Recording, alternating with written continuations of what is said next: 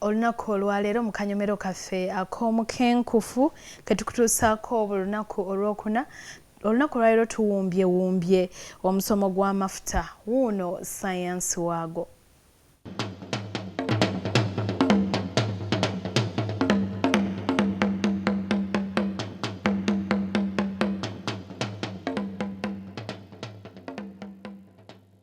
Bulijjo obwetaavu y'ensibuko y'obuyiiya nga bwe gutyo n'amafuta bwe gaabula omukenkufu kwe kuleetera engeri gy'osobola okugeekoleramu awakaawo. Tubadde tubasomesa olw'embeera eri mu nsi. Tukimanyi bulungi nnyo muyinza okubeera eyo mu kinyaanyanyaanya amasayansi ne gagenda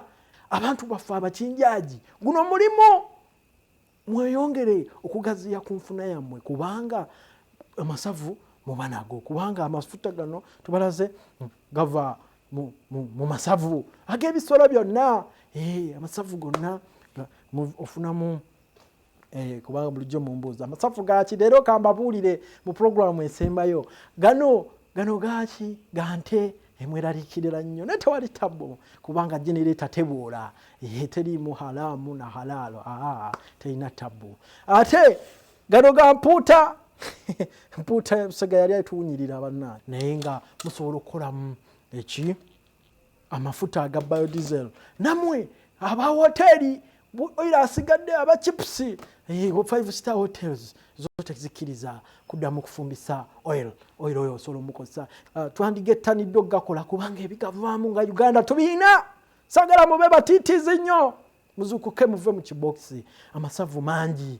era mu lulimi olwaffe olw'ekikenkufu tugayita BT100 bw'owuliranga ekigambo BT100 omanya oyo biodiesel n'obw'oba otambuddeko n'ogendako e Bulaaya kasita olabanga BT100 ojja kuddayo buzi obagambe nti omukenkufu ekyo yakiŋŋamba. Diesel ono alimu ebirungo ebiwerako byasinga diesel omulala. Bwe tudda mu saayansi lwaki amafuta gano malungi kubanga abasingaddemu ŋŋamba nga tatubitegeera bambi tukyali bubi nnyo abasajja bali kubwengula bali mu bwengula tukyalina kugamba nti kino tekisoboka sikiwuliranga nawe bino ebintu byadda nnyo mu myaka gyatuusa kino kyenkola kya bulijjo si rocket science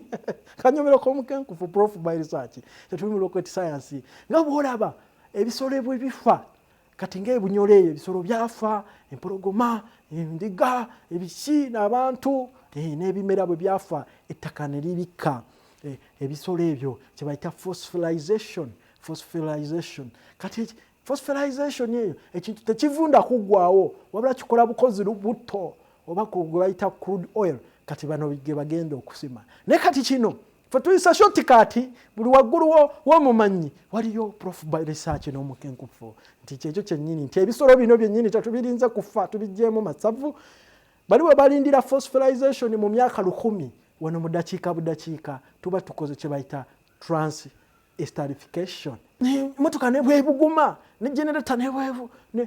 nebwebuguma tegakwata muliro kye tuyita flash point ebintu nga gasoline birina flash point -40 gasoline kigeza tasobola kukola mu motoka asobola okukola naye nga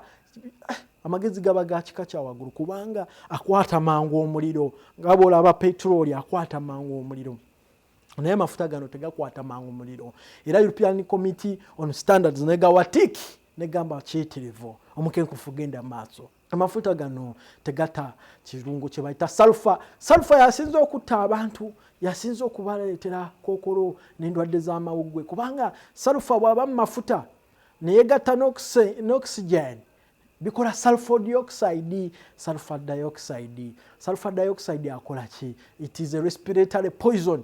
Biodiesel ne baba kugaliramu mu garage ne motoka ng'ekoledde omuntu takosebwa kyokka teweetantala n'okozesa omunnyo ogwa bulijjo ng'otabula mu mmandule nga bwe twakulaga kuba gwonoona yingini. Badde magamba tumukozesa omunnyo ogufumba baguyita sodium chloride guno omunnyo owedda gwe tukozesa baguyita sodium hydroxide asika ali hygroscopic asika amazzi akola nga catalyst era takosa engine naye ate guli ogwa chloride gukosa engine n'olwekyo tuvanga ku mpozi omukenkufu buli lwa Sunday saa 7 tuvanga ku mukenkufu saa yonna kubanga yali tugula mu kibokisi tulabe nga naffe tweyagala era olwokuna olujja lindirira enkola y'ebikajjo naddala nga tukamulamu omukyuzi wamu n'okukolamu soda. Bye bye.